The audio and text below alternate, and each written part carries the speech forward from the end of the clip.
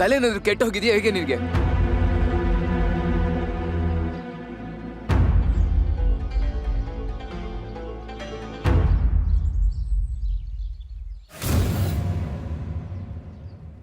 ಇವಾಗ ಯಾಕೆ ನಗ್ತಾ ಇದ್ಯಾ?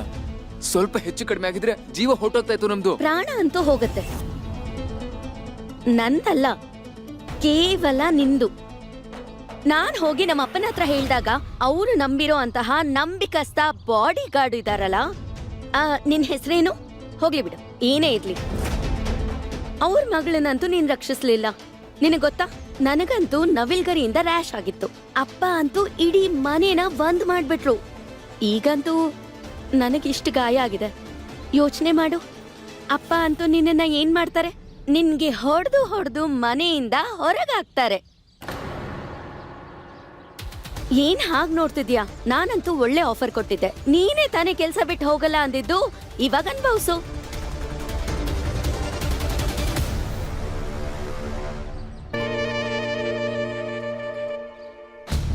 ನೀನ್ ಯಾಕೆ ನಗ್ತಿದ್ಯಾ? ಏನಿಲ್ಲ, ನನಗೆ ಒಂದು ಅನೌನ್ಸ್ಮೆಂಟ್ ನೆನಪಾಯ್ತು. ಗಾಳಿಲಿ ಹಾರೋಕ್ ಮುಂಚೆ ಏರೋಪ್ಲೇನ್ ಅಲ್ಲಿ ಹೇಳ್ತಾರಲ್ಲ, ಮುಂದಿರೋರ್ ಸೇಫ್ಟಿ ಬಗ್ಗೆ ಯೋಚನೆ ಮಾಡೋಕ್ಕೂ ಮೊದಲು ನಮ್ ಸೇಫ್ಟಿ ಬಗ್ಗೆ ಯೋಚನೆ ಮಾಡಬೇಕು ಅಷ್ಟೇ. ನಾನು ಅಂತದೇ ಕೆಲಸ ಮಾಡಿದ್ದೆ, ತೋರಿಸ್ತೀನಿ.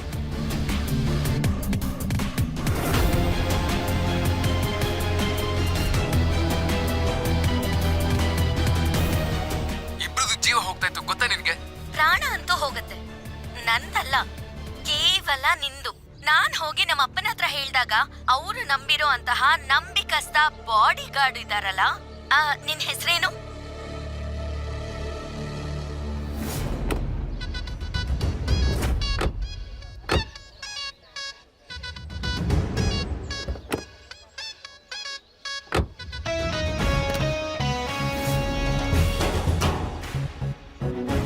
ಈಗ ನೀನು ಗೂಂಡಾಗಿರಿ ಅನ್ನೋ ವಿಚಾರದಲ್ಲಿ ಮೊದಲನೇ ಹೆಜ್ಜೆ ಇಟ್ಟಿದ್ಯಾ. ಆದ್ರೆ ಯಾವ ವ್ಯಕ್ತಿ ಗೂಂಡಾಗಿರ್ಲಿ PhD ಮಾಡಿದಾನೋ ಆ ವ್ಯಕ್ತಿ ಮುಂದೆ ನಿನ್ ಗೂಂಡಾಗಿರಿ ತೋರ್ಸಕ್ ಹೋಗ್ತಾ ಇದ್ಯಾ. ನನ್ ಕೆಲ್ಸ ಒಂದೇ ಕೇಸಿಂದ ಹೋಗ್ಬಹುದು.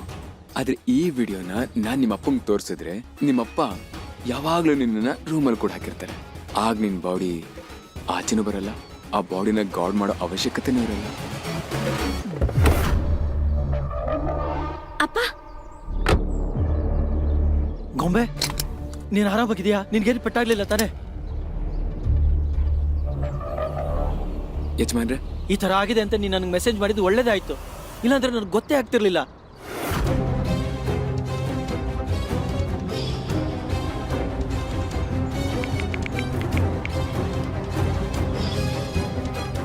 ಸೂರಜ್, ಹೇಗಾಯ್ತಿದೆಲ್ಲ?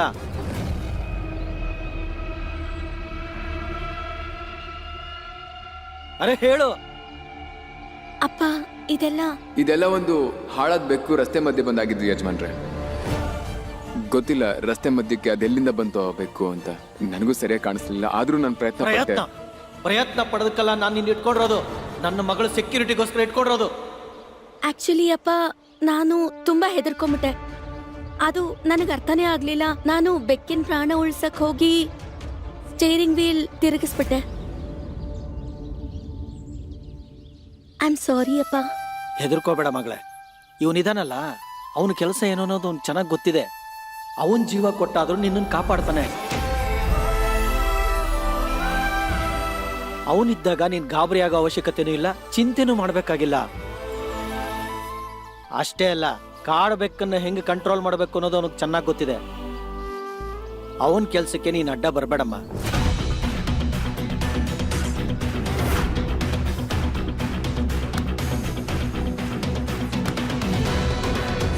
ಬಾಗೊಂಬೆ, ಡಾಕ್ಟರ್ ಹತ್ರ ಹೋಗೋಣ.